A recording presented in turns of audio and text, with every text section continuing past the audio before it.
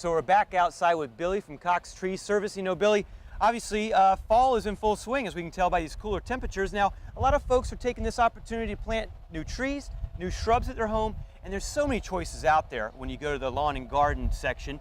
How do folks know what to get for their house?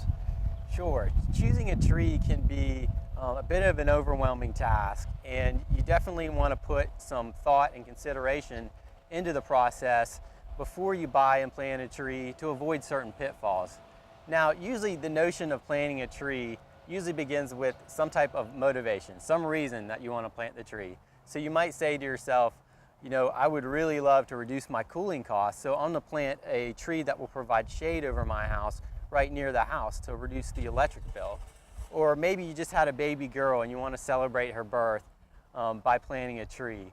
Or maybe you just love weeping willow trees and you'd really like to find a place in your yard where you could plant and enjoy one.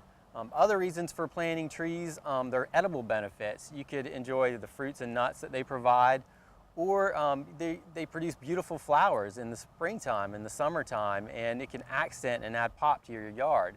Another great reason is wildlife enhancement. You can provide great habitat for things like birds and squirrels and other critters. So once you identify what your motivating factor is and the reason that you're planting, you want to keep that in the forefront of your mind throughout the decision-making process. All right, so once we understand the motivation for planting a new tree or shrub, what do we do next? Sure, once you understand what that motivation is, the next step is really important. You want to be able to match the right tree species with the right site or location in your yard with your desired motivation or reason for planting. So to put simply, a tree is going to feel like a fish out of water if it's planted in the wrong location in your yard. They require specific biological requirements. Each tree is very different, and you could have a tree that just completely falls apart if you put it in the wrong place. So it's so important to really put thought into what species you're going to pick and match that with your motivation for planting the tree. Now, once you have a site in mind, once you have identified a location in your yard, you want to look at the characteristics of that site so you can be able to match the species with it. So you want to look for things like, is it sunny here, or is it really shady, or is it kind of in between? What's the soil texture like? Is it real coarse like a sandy soil, or is it more fine like a clay soil? Or what's the water saturation like? Is it an area that ponds and holds water for a really long time? Some trees would love that. A bald cypress would thrive in it. Or is it an area that's a little more elevated and stays dry for a longer period of time? You need to ask yourself these questions, and then you're going to be able to have all the characteristics of the site together, and you're going to be able to match that up with the right tree species. Now we're talking with Greg from Cox Tree Service. Now, once we've decided the characteristics of the site that we want to put a tree, how do we know which tree to pick so it'll thrive there? Begin by writing down your site characteristics and your desired functions.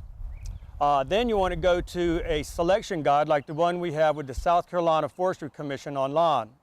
Let's take a look at some of the things we'd write down. Desired function. Something that is low maintenance, adds color to my yard, and won't completely shade out my grass. Site description. The site is the middle of the backyard, is limited by larger live oak branches 30 feet overhead, is shady to partly sunny, drains well, and has soil that is fairly sandy.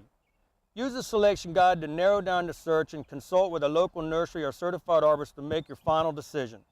Keep in mind there's a good chance that you may have to sacrifice some of your desires to find a tree that will thrive on the site, or you may even choose a different site if your needs cannot be met. So what are some final considerations homeowners should consider before buying that tree? Before you make your final decision, remember that some trees can act as a nuisance in the wrong site, and it is wise to identify this potential beforehand. Remember, trees drop things. Leaves, nuts, fruits, and twigs can become lethal weapons when airborne, and a total hassle to clean up. Some trees have thorns, some smell, some secrete sticky resins. One last point, always consider the size of the tree you pick at maturity. Before you plant it, understand its growth potential and determine whether it will have adequate space to grow into. Every week we are called in to remove a tree that is causing trouble because it was planted too close to a house, under a power line, or too close to another tree. A little thought before selecting and planting a tree will prevent a lot of headache for you in the future.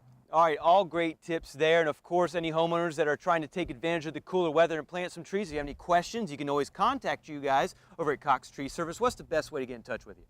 971-2079, Cox Tree Service. All right, give them a call and definitely enjoy this cooler weather we're having. Stay with us. We'll be right back with much more on Low Country Live.